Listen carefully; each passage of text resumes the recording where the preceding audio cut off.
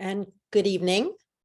I am delighted to welcome you to tonight's webinar, our Columbia Children's Health webinar from our Department of Pediatrics here at Columbia. Tonight, we'll be talking about sun smarts, how to keep kids healthy and safe this spring and summer. We'll touch on topics ranging from seasonal allergies to asthma, exercise-induced asthma, summer skincare, including sunscreen, swim safety, and heat stroke. I'd like to welcome our audience. Good evening. My name is Jennifer Ratner. I'm the Director of External Affairs here at Columbia Pediatrics.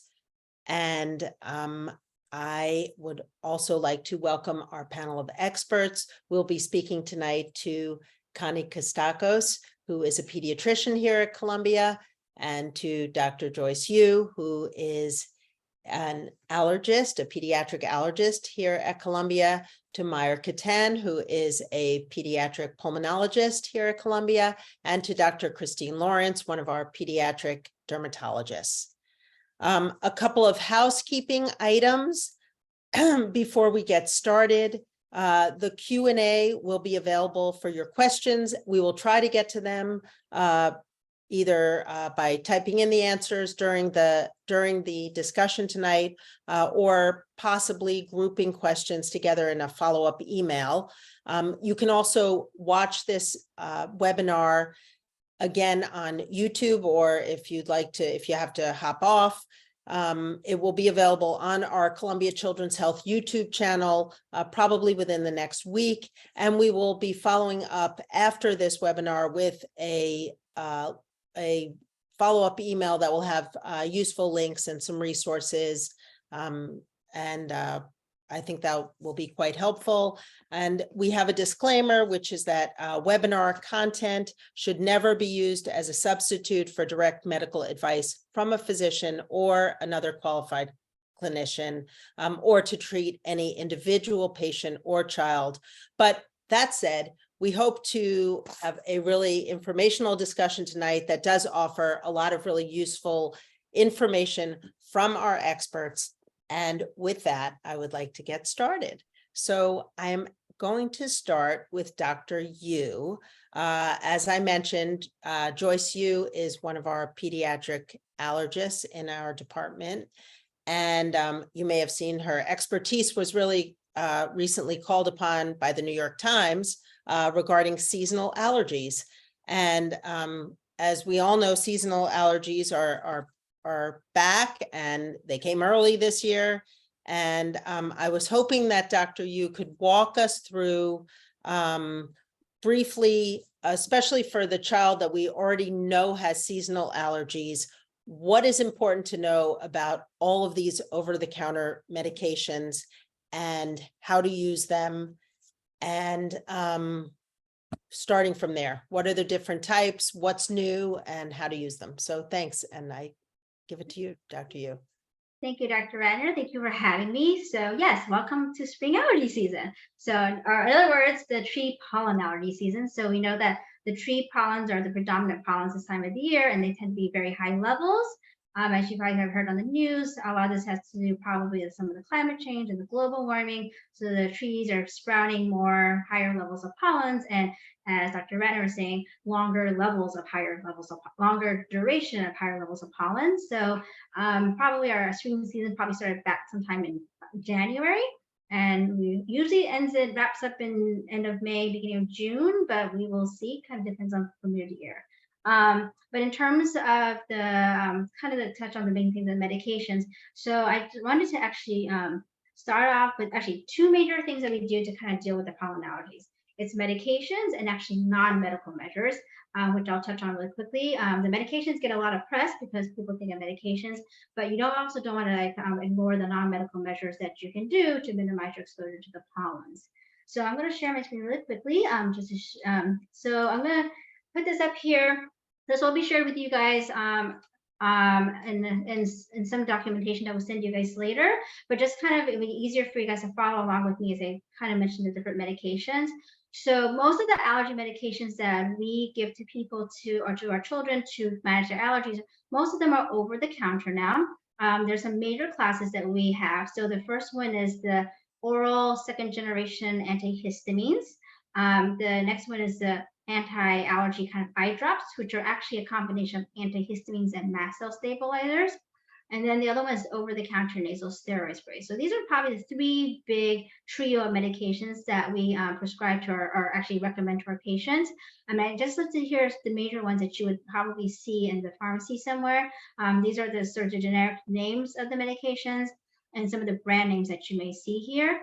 And all of these are I would tell my patients that these are generally considered like Coke, Pepsi, Dr. Pepper, so they're very equivalent to each other. But sometimes people may have specific kind of response slightly different to each of the medications. So for a lot of patients, sometimes a little bit of trial and error to see which medications may work best for them. So these are three major classes. The next one is eye drops here, which are the antihistamine ones. And then the major nasal sprays that we usually use are the steroid sprays.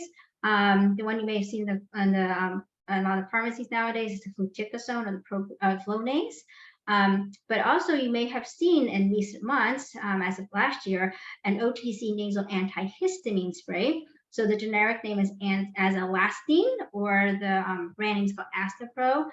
So again, this is an antihistamine.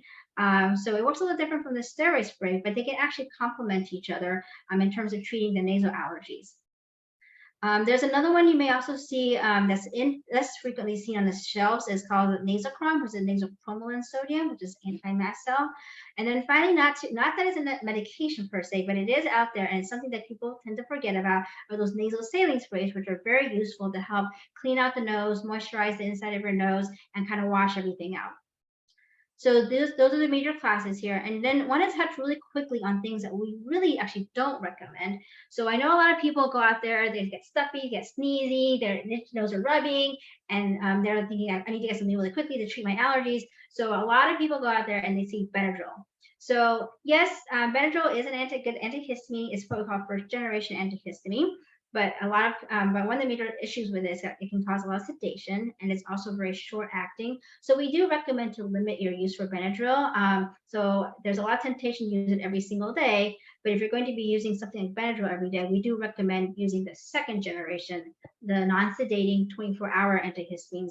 Those can be used on a daily basis throughout the spring season, as opposed to Benadryl, which can be used as needed. We also do one medication to sort of point out. You may also see on the shelves a lot now these days Afrin, so oxymetazoline. So it helps to kind of decongest. It's a nasal decongestant. We do strongly recommend to limit your use, or actually not even use them at all, especially in children, because you can get, if you use them too long, you can get this condition called rhinitis medicamentosa, which occurs after you're using it for too many days, and then you stop it, you could get a rebound of symptoms, which can be much worse than what you started off with, basically. So these medications I just listed here as like these are not ones I would recommend or strongly recommend to use consistently throughout the spring season, as opposed to the ones on the top page here. And we'll definitely send these to you guys after the webinar. And one major thing to keep in mind, all of these are generally approved for kids down to probably at least 5 years of age, and some even down to many are down to 2 years of age. So there are different age recommendations for all of these, but many of them are approved for children. In terms of the big overall view, kind of overview in terms of treating yourself with these medications, we do recommend daily treatment during the spring allergy season, starting early and taking them regularly. They do work better as preventative medications. They will treat your allergies, but they do work better if you take them before the symptoms get really bad, or before the symptoms really get going. Because once that gets to that point, you may just be sort of like kind of chasing your tail. So we'll definitely send you out these more information with specific details for each of these medications after the webinar. And then also want to touch really quickly on the non-medical measures, which I think people tend to forget about. So what are the non-medical measures? So it really is, removing the pollen. That's the goal of the non-medical measures. So I just mentioned the nasal saline sprays, but we do recommend taking a shower every night to remove all the pollen, all the particulate matter. Everyone goes out, your kids go out to the playground, they're filthy, they're dirty. So when you wash it all off, remove all the irritants, helps your skin, which we'll talk about later, helps your nose. So it helps your eyes. So we want to take nightly showers. But even for just a quick jaunt outside, you go outside, go a little errand, and come right back in again. Even with that, you do want to rinse off all the pollen and irritant from your skin. And as you guys know, you've seen, like, a lot of people have been commenting, like, you see this like green yellow layer of like pollen. So you think that's what's on your cards. Imagine what's on you for just even for being outside for 5 minutes, basically. So we do recommend nasal saline, lots of daily showers at nighttime, just simply rinsing off when you come on in. We do recommend, like, for example, like wearing caps if you can, to kind of get all the keep the pollen out of your hair as well too.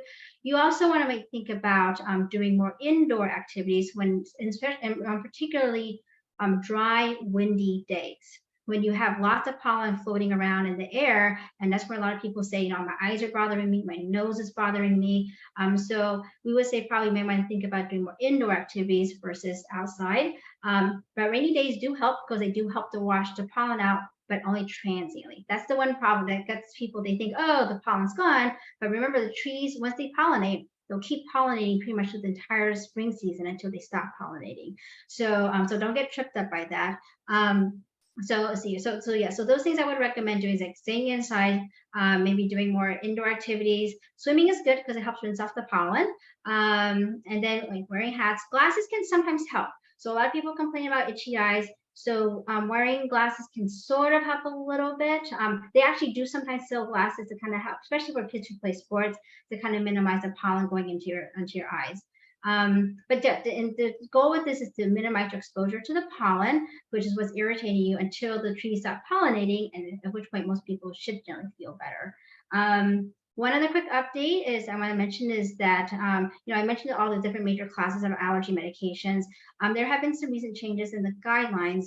So, the first thing that people reach for is those, like I mentioned, the Benadryl, those oral antihistamines. But right now, in the last couple of years, there's been some change in terms of the allergy treatment guidelines.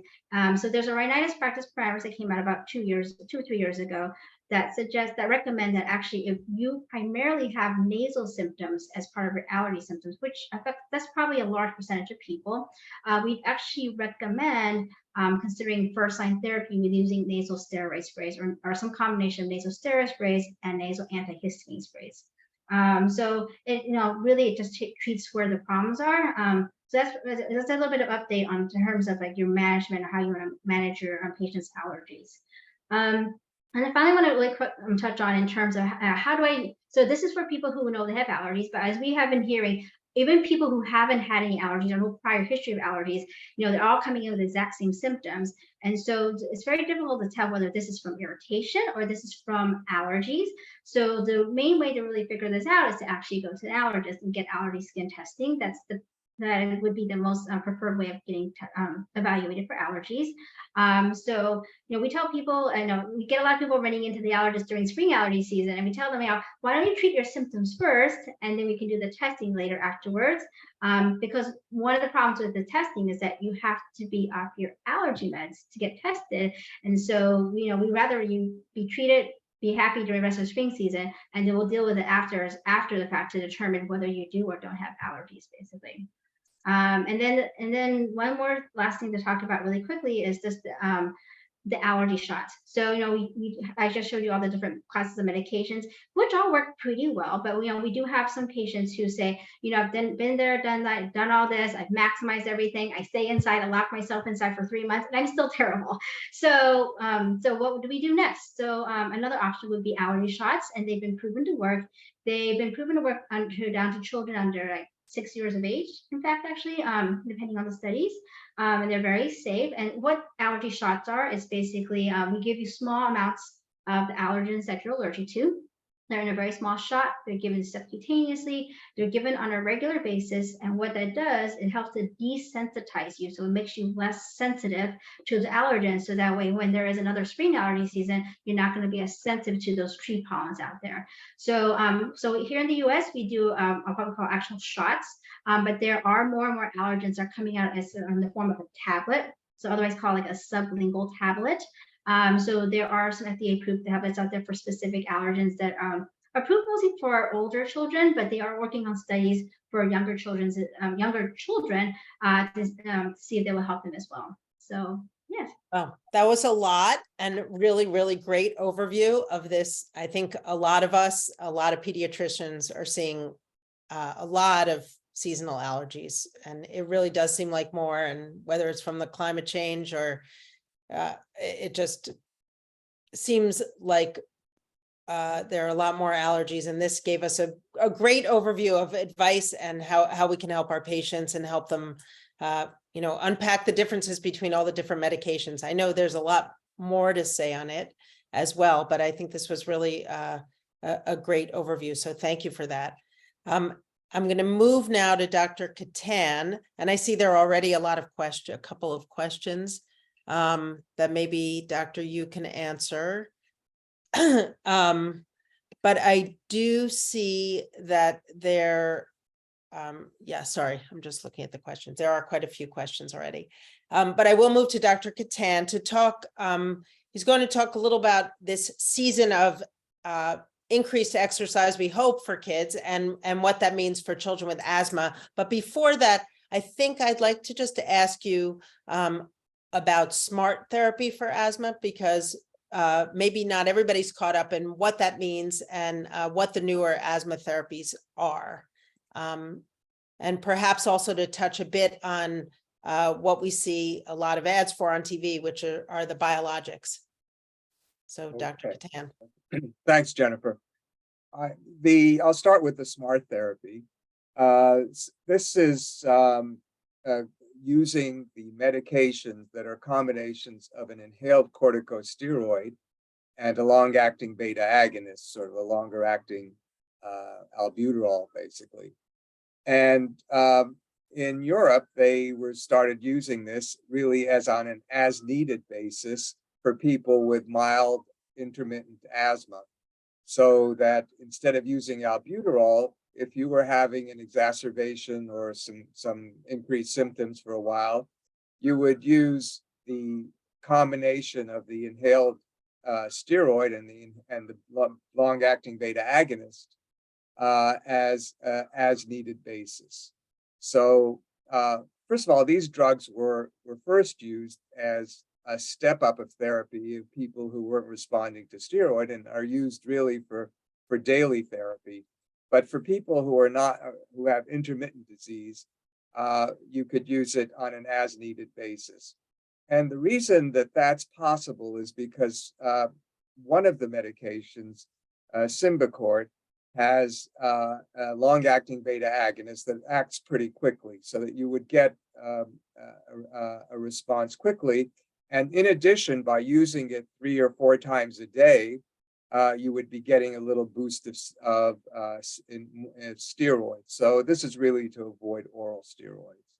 And but it certainly, if somebody is having daily symptoms and airway obstruction on pulmonary function, it's probably best to use those medications twice a day, and then bump up if you need an extra dose. But that's the important thing is somebody with asthma should be normal, and I think that's the bottom line. And they shouldn't be coughing on exertion. They shouldn't have to stop after when they're playing and rest for a few minutes because they're coughing or they're wheezing. And as I always tell my patients, on the United States Olympic team, there's about 80 people with asthma. So there's no reason to restrict a child, and they should certainly be able to play. And now that it's summertime, they're going to be playing outside more. First of all, it's not, most children have their asthma triggered by infections, and the infections are usually in the fall and winter, but every child is different, and some people will have trouble when they exercise during the allergy season, during this particular season, because their lung becomes a little more sensitive during that period. There's more inflammation. And in the summer, usually children are better, but also they're more active, and they may sort of break through and have symptoms. And if you have exercise-induced symptoms, they certainly, the question here that has to be decided is whether they would benefit from daily therapy for prevention, or do they just need beta agonist right before, like albuterol, 5 or 10 minutes before they start their activity. Really depends how frequent the symptoms are, what other symptoms they're having.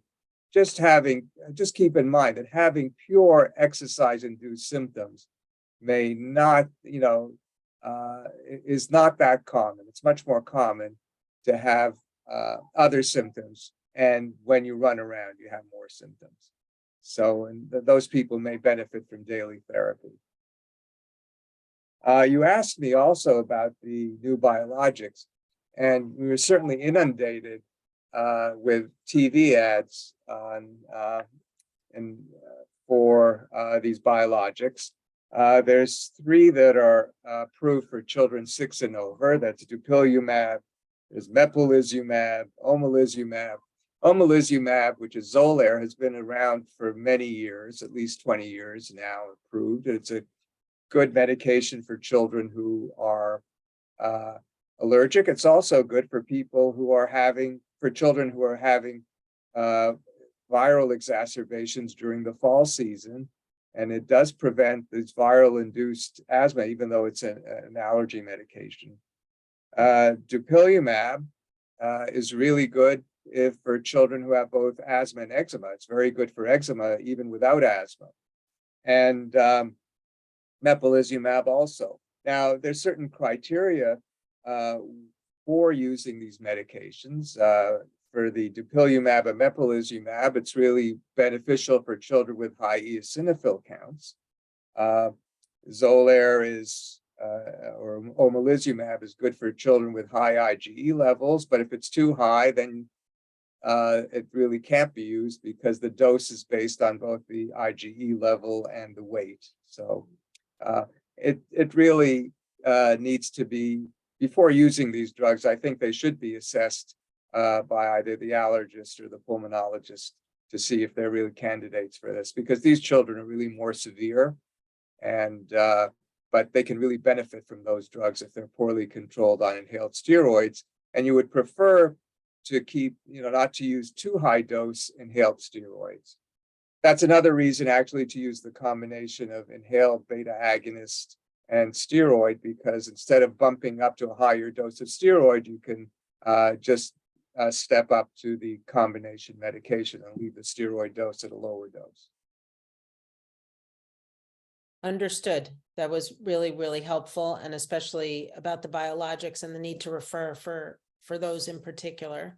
And then I guess your main point, which is that children with asthma should not be precluded from doing any outdoor activities. And I think with all of our help and with the help of the advice that Dr. Yu just gave and you gave, we will now have even more children who are able to fully participate outdoors in the summer and be ready for our next expert, who is Dr. Christine Lauren, our dermatologist, who's going to talk to us about when they do go outside, how they should put on sunscreen. And she's going to unpack, similar to Joyce, where everything's over the counter. And as pediatricians, we're giving a lot of advice about over the counter medications. I think we get a lot of questions about all of the different sunscreens. And I think you can help us. Yeah, for which sure. is best for who and what age, et cetera. Yeah, so I think this time of year between spring break kind of either upcoming or winding down for our families, and also as individuals start to make the summer plans, I think it's a common question that we're getting in the office. I think first and foremost, it comes down to really educating about sun protective strategies overall. It's really our duty to protect our children. We know that children that have a risk of skin cancer, that goes up in those individuals that have had sunburn, and children are at higher risk because their skin is thinner. And our organizations, such as the American Academy of Pediatrics and American Academy of Dermatology, really recommend overall sun protective strategies, of which generally you're going to be asked about the sunscreen. So much to Joyce's comments about what non-medicated strategies can we have, it's really important to review sort of the non-sunscreen measures, and that it's not sunscreen alone, but really seeking shade, talking about the times of day when sunburn is at higher risk, which is 10 to 2, and teaching children to look for their shadow, and when their shadow is long versus short, the time of day, that can be very helpful. And then really strategies including sun protective clothing, sunglasses, and a hat that does cover the ears and other parts of the face. And that can really be very effective and really should be a strategy that you're educating your parents and your children about in addition to sunscreen. And most of our governing organizations like the American Academy of Pediatrics, Dermatology, and the FDA have similar recommendations. So there's two sort of properties about sunscreen that are important to take into account. So most of us know about SPF and looking for that number on the bottle. That's protecting us from UVB light, and it's a marker of protection from UVB light, which causes sunburn. But what's also really important and sometimes overlooked is that parents should also be looking for a sunscreen that says it provides broad spectrum coverage, and that's because there is also UVA light, which does not cause that immediate sunburn, but is linked to photoaging and also skin cancer. So it's really important that when a parent's looking for a sunscreen, that they're looking for one that has both the SPF and the broad spectrum labeling. And organizations have variations in their recommendations, but at least an SPF 15, the AAD recommends an SPF of 30. And if you think about the fact that it's known that we generally under apply our sunscreens, and SPF that's higher may allow us added protection. To just touch on SPF, that number is just an indication of how much light, how much is being protected by the sunscreen. And so it's an inverse ratio. So as the numbers are going up, you're getting less and less additional benefits. So the difference between an SPF 30 and 50 and 60 is only a few percentages. And again, so at least recommending an SPF 15 to 30, and particularly in your fair-skinned patients.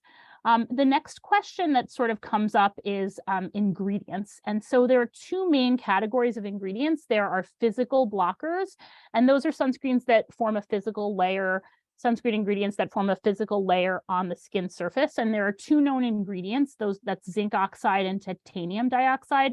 It's thought that they act like a shield, and so the sunlight doesn't penetrate into the skin. And then the majority of our other active ingredients, currently in the US, there are 14 of them, are considered chemical sunscreens where they're reacting with the rays of the sun.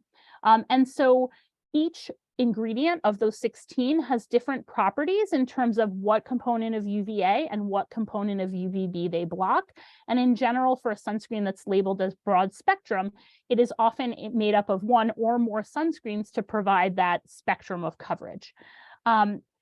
For our patients, what we know in terms of characteristics is that the chemical sunscreens tend to be sheerer and easier to apply and tend not to leave a film on the skin.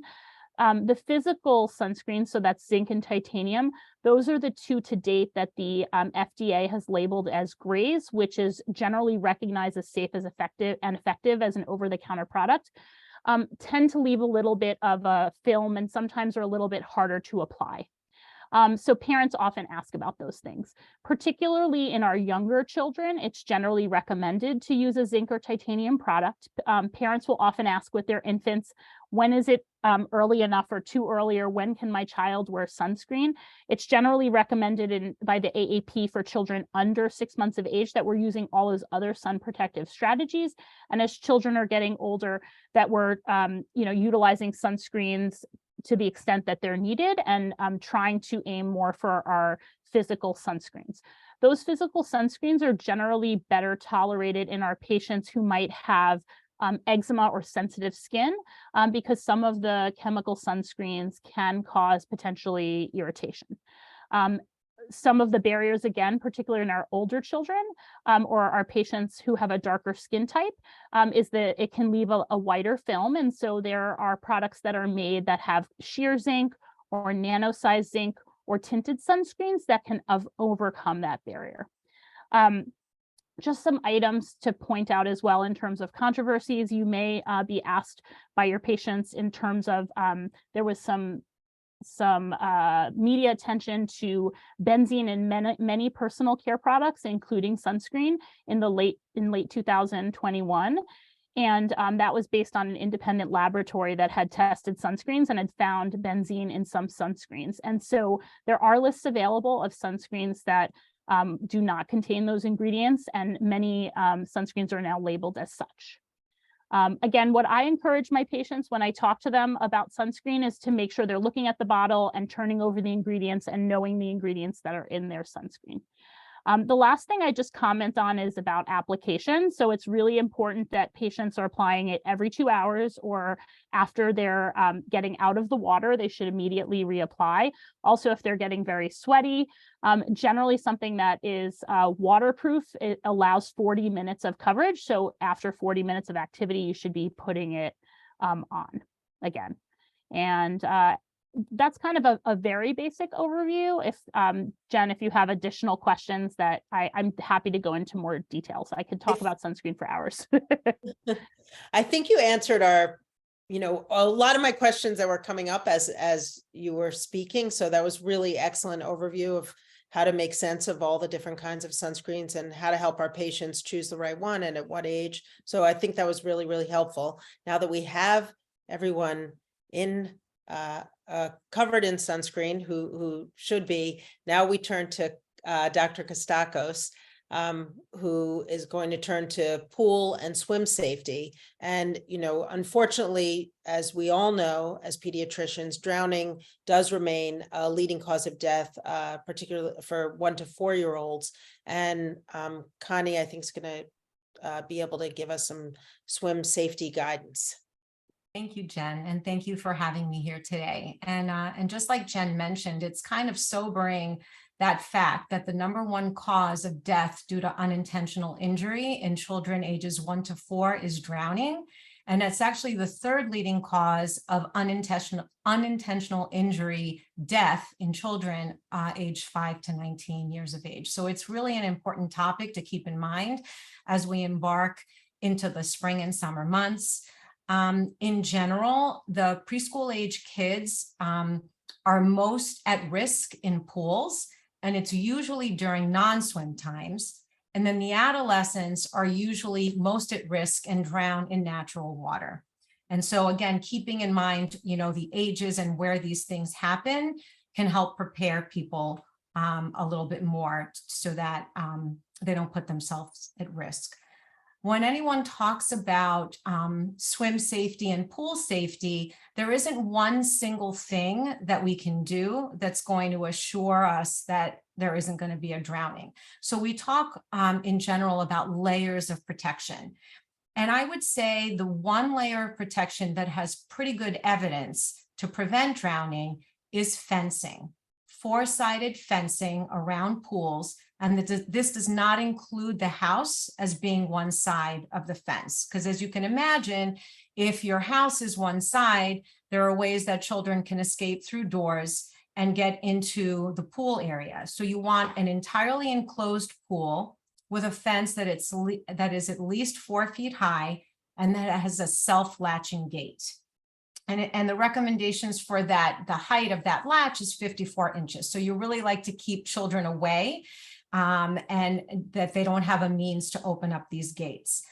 The next thing to think about is swim competency or water competency. And a lot of the questions that we get in the office is, well, how old should my child be when I even consider swim lessons? I think for sure, most people would agree that at age 4, children should learn how to swim. And we should be encouraging that in the office because you need to have that layer of safety for a child who, as long as they're developmentally normal, that's an appropriate time where you can start swim lessons and the children will actually learn how to keep themselves above water. Infants, you can probably introduce them to the water so that they get used to the idea of being in the water, but anybody really less than 1 may not have the developmental skills to really learn how to stay above the water. You need to be able to keep your head up above the water, move your arms and legs in a way that's meaningful. And then the age between 1 and 4 is also a reasonable age to start with swim lessons, as long as you feel that your child is developmentally ready.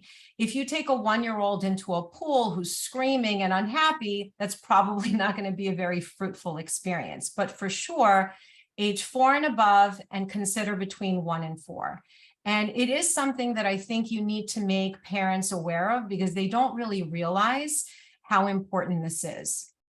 The next layer of safety, and I can highlight this more, is supervision.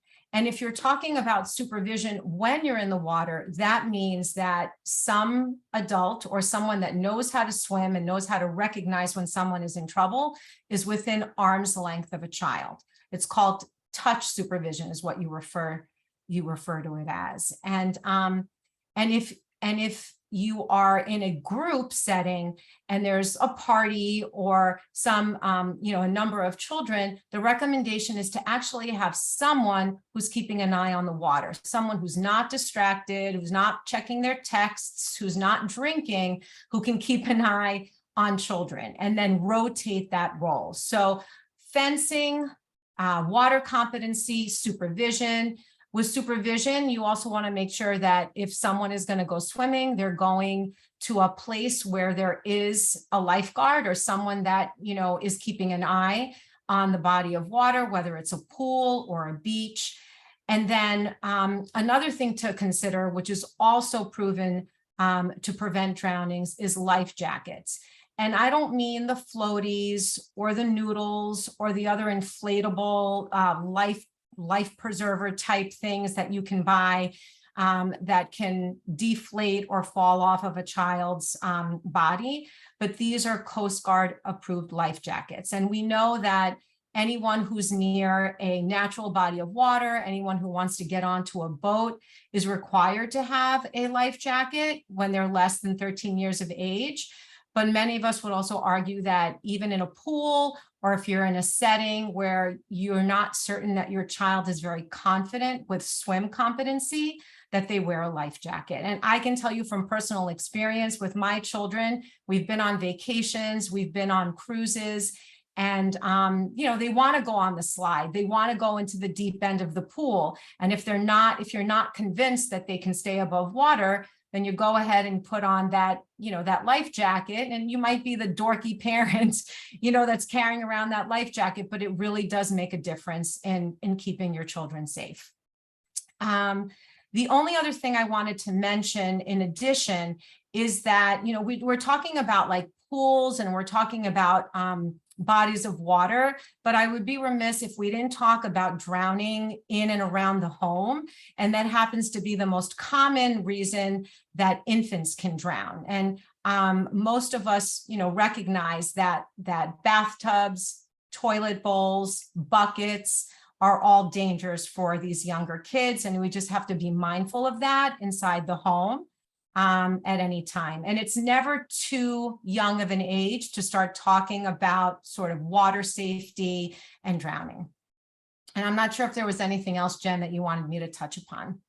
No, I think that was really excellent anticipatory guidance, really, which is what as pediatricians and other caregivers we do all the time, from sunscreen to swim safety. And that really was very comprehensive, and I appreciate that. And I'm just gonna mention one more thing, actually, sure. And then I'll be quiet.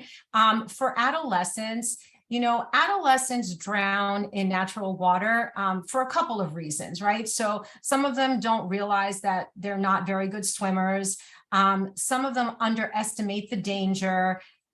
Teenagers are a little bit impulsive. They like high-risk behaviors, and sometimes they partake in activities that lower their ability to protect themselves, like alcohol and other, and other drugs.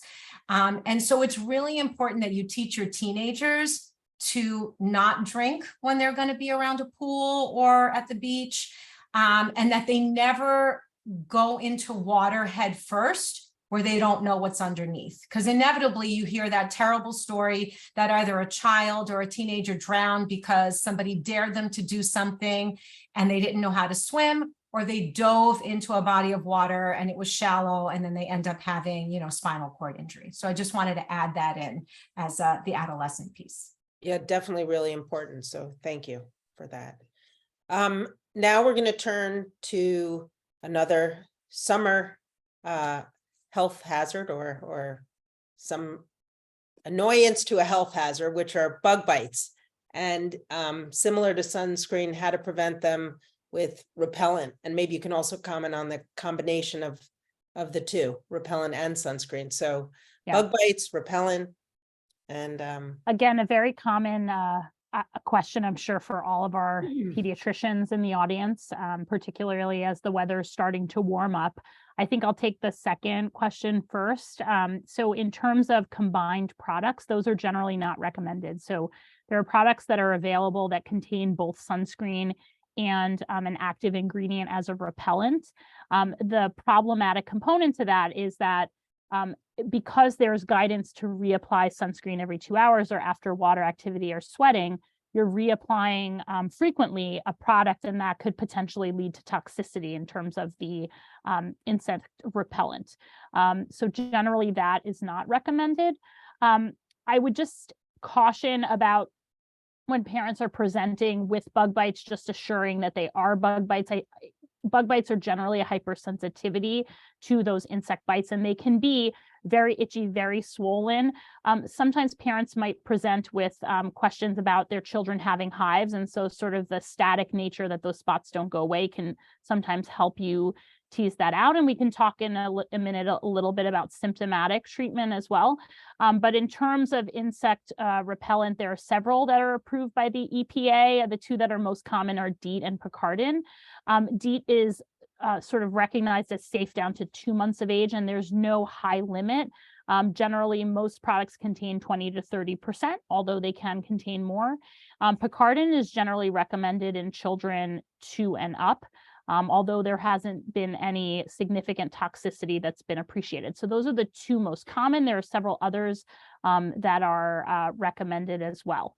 I think it's really important when patients present with bug bites, they often ask like which kind of bug caused that. I think as we get into the real warm months where there's lots of mosquitoes in the area, sometimes it may be obvious they may have a story, but what is important to note is that it's unclear. Like you can't usually tell from looking at a bug bite what the cause is.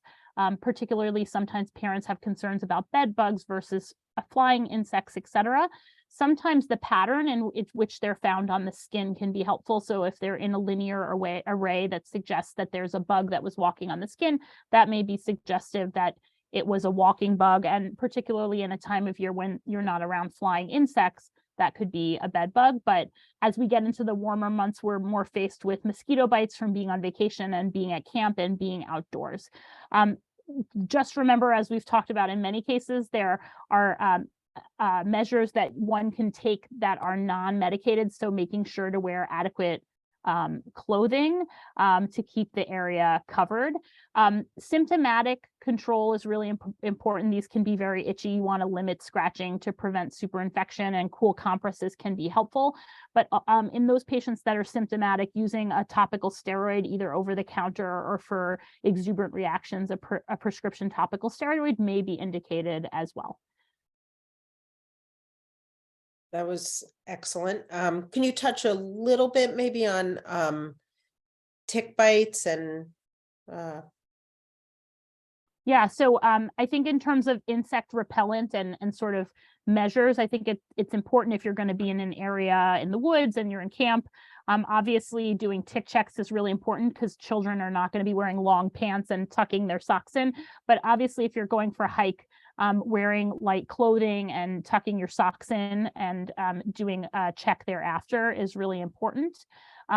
Just knowing that that DEET is helpful, not only for flying insects, but also for things like eliminating ticks. There's also, if you're going to be on a hike or camping, there are treatments that you can use in your clothing that have medication to help repel insects as well. So that's another strategy that you can utilize with the advance notice. But I think besides the camp, I think commonly it's going to be your mosquitoes in the summertime that you're seeing from being out in the park, etc.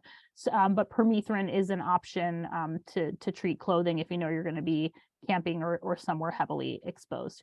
In terms of another question that we get a lot is about application. So make sure you're always applying these things outdoors, and it's really important that you're applying it sort of neck down in a ventilated area. For a child's face, it's best to sort of spray it on your hands and then apply it to the face so that you're avoiding oral contact and eye contact as well. I was going to ask you one more thing since you mentioned hiking about poison ivy and yeah, so poison ivy, it hopefully, you know, I would say it's great when a patient comes in, or if you're a parent, your child has a good story for why they suddenly develop a rash. Remember that the rash of poison ivy can develop over days, so it isn't necessarily immediate. It can be definitely significantly displaced temporarily from when the event is. This can be quite itchy and quite exuberant, so it can continue to manifest symptoms for several days after the exposure. Generally, using some sort of topical steroid can be very helpful, and in some cases when it's very diffuse, oral steroids may be indicated. What's important for prescribers is that a short course of steroid like you might do for, you know, a Medrol dose pack, those kinds of Salumedrol 5-day burst, is those types of treatments can generally be insufficient if a patient has such significant disease that it might warrant oral treatment. So generally a slower taper over a few weeks is more warranted to prevent a rebound or recurrence. That's really, really helpful. So we have the safe child hiking through the woods who is trying not to get poison ivy, has the right clothing on and the right protection from ticks. But now we're worried about heat exhaustion and heat stroke. So I'm going to turn back to Dr. Kostacos. That was a very great segue. Thank you. Sure. So I wanted to touch upon, I think, a topic that can be a little bit confusing. And so heat illness. And Jen mentioned heat exhaustion versus heat stroke. I think to sort of understand this, we need to understand what it means to have a heat illness. And that is when you are just unable to maintain your normal body temperature. And that is because you're either producing excess heat, you're absorbing a lot of heat, and then you're unable to transfer that heat to the environment. And our normal sort of control mechanisms are no longer effective, and our temperature can rise to really, really dangerous levels. So when we think about heat exhaustion, I think the best way to think about it, it's more like a warning and warning signs for heat stroke, which is a medical emergency. And these are not terms that can be used interchangeably, because heat stroke really is something that needs emergent attention. It can become a multi-system disease and you can die. So heat exhaustion is when your body is exposed to these, you know, ambient heat, and humidity plays a very, very important role. And you just start to feel unwell. You might be a little bit dehydrated. You might be sweating a little bit more than usual. You might have some nausea, some vomiting, some diarrhea. You might feel a little bit faint, maybe feel your heart rate accelerate, your respiratory rate accelerate, but you are pretty much with it. In heat stroke, the difference is the height of the temperature that your body gets and whether or not you involve your central nervous system. So with heat exhaustion, you usually do not exceed temperatures of 104 Fahrenheit. With heat stroke, you go above 104, and then you start to manifest some changes in mental status. So you can be dizzy. You can have vertigo, you can pass out, you can be very confused, you can be delirious. You know, some people will actually have seizures and become unconscious. And it almost resembles like sepsis. So it is something that you need to be mindful of. And although in some situations you'll get a little bit of a warning, it can manifest very abruptly, and it can manifest, or the people that are most at risk of having it manifest abruptly are the very young and the very old. And inevitably, as summer approaches, we hear on the news that somebody forgot their child in the car or left their child in the car to go do an errand, and they came back and that child had, suffered heat stroke. Same thing with, older people who are in dwellings that are not air conditioned, who succumb to the heat and then end up dying. So it is important to be mindful of this. For the very young children, you want to just be careful that you're not overdoing them in terms of, putting clothes on. I know sometimes when babies come to see me in the summer, they've got, their onesie on, their layer of clothing, a blanket, hats, mittens. They don't need all those layers of clothing in the summer, especially if it's warm outside and it's very humid outside. And obviously you never, never, never leave a child in a locked car for any reason. The levels of heat in the car can rise incredibly quickly, and it's very, very dangerous. When you're talking about older age kids, and particularly you probably worry about this a little bit with exertional sort of heat exhaustion, and that you'll see in school athletes who practice in the summer months. And that tends to be, heat stroke is actually the third leading cause of mortality in high school students. So that's something to really think about. And again, during the summer, we'll hear that sort of terrible news story about the football player that was playing and then all of a sudden collapses. And it's not because of a cardiac reason, it's because of heat exhaustion or heat stroke. And so what are the things that we can do? So to prevent any of these heat illnesses, we want to be really, really cautious about when we're outside. And just like Christine mentioned, for sunburns, you really don't want to go out during those like high heat times in the day. So between 10 and 2 is not the best time to go for a run or, or really to have exercise outside. If it's particularly hot and humid, you want to try and do it early in the day or late in the day if it's at all possible. If you are exercising outside or there's a game, you want to make sure that you're taking very frequent hydration breaks. So every 15 to 20 minutes, you stop, you make sure you're drinking water or an electrolyte drink. And you want to make sure that during those breaks, you try and get yourself to a shaded area if at all possible. If it's really too hot, then just don't go outside that day. There's no reason to run the risk. And keep in mind that if you've been recently ill, particularly with a GI illness, it increases your risk of having sort of heat-related injury and illness. And so you should really limit your activity if that's the case. Again, don't overdress. If you have a game, single layer clothing, very light colored clothing, loose fitting. And if you're not used to exercising or doing activities in hot weather, you want to sort of gradually introduce yourself to that and sort of acclimate to your environment before you go full on, for hours of exercise or playing games.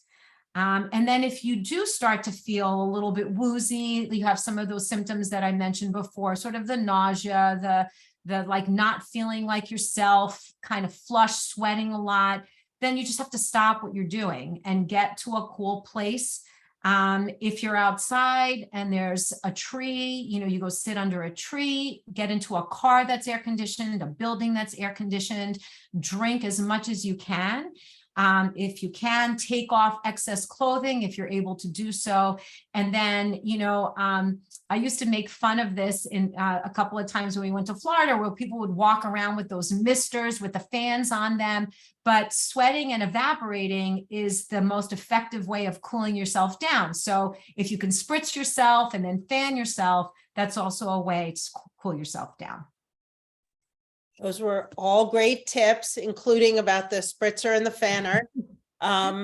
I think we might have 1 minute for one question. A lot of questions have come in, and a lot have been answered live by typing them in by our experts. But I think there was a question, especially came in for Dr. Lauren about sunscreen, and I'll let her rephrase the question and give a quick answer before we conclude.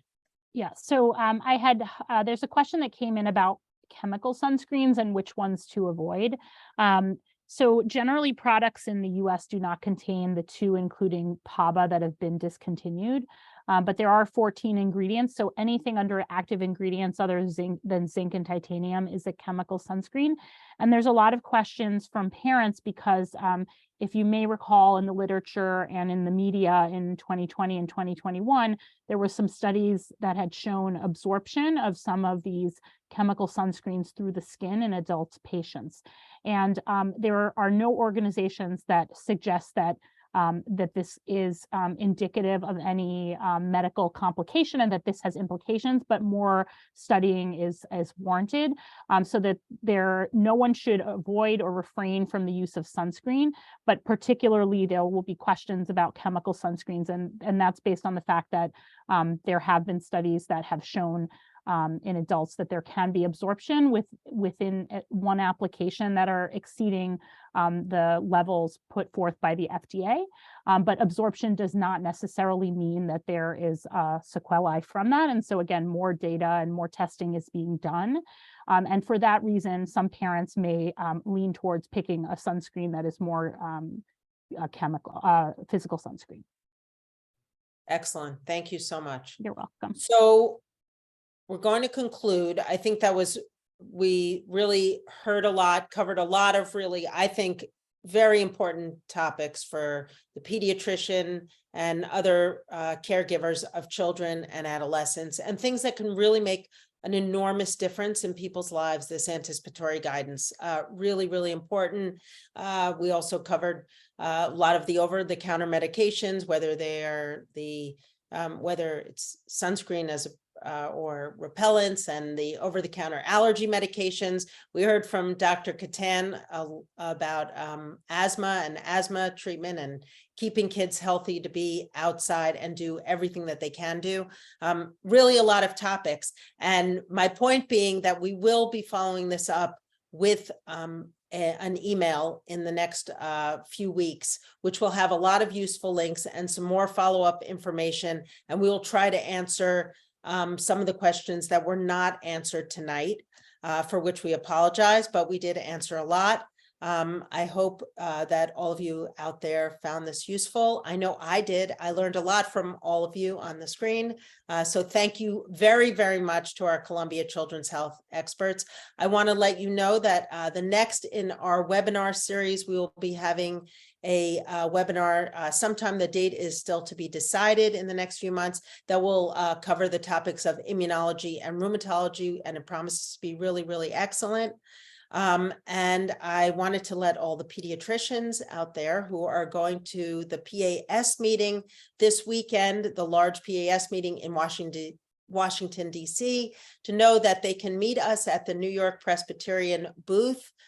They can meet Dr. Kostacos will be there, and I will be there as well. If you'd like to meet us in person and ask us any questions and follow up, we'd love to meet you in real life. Again, the recording will be up soon on our YouTube channel, our Columbia Children's Health YouTube channel, or you can refer your patients through our phone line, which is up on the screen, 855-550-KIDS or 855-550-5437. So thanks so much for joining to all of you, and have a good night and enjoy the spring and summer. Thanks again.